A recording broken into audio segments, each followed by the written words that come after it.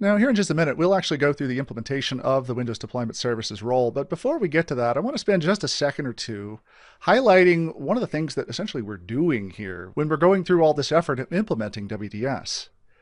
If you took the 70-410 exam, and we began with that process of installing the Windows Server, or in this case, installing Windows 8,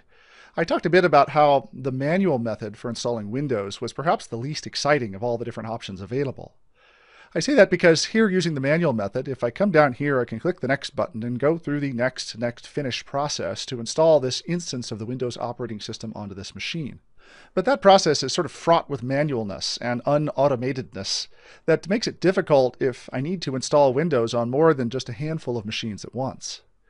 And so we installed WDS, or back in the old days, we installed tools like Ghost, in order to be able to rapidly deploy these operating systems without having to go through the very manual click next and then click next.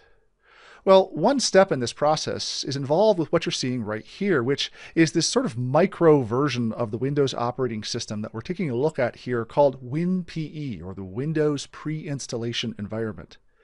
This Windows Pre-Installation Environment is itself a version of Windows. It's a very tiny version of Windows that doesn't have the abilities to do very much at all.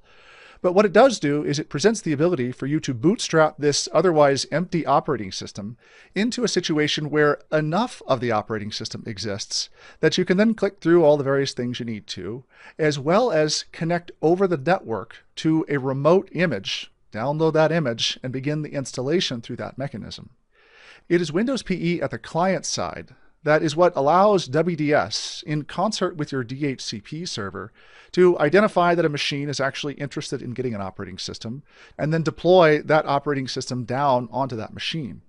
Here in just a minute, we'll go through the implementation of WDS, that initial configuration, as well as just some extra stuff there in DHCP, so that all this network handoff can occur in the most appropriate way possible.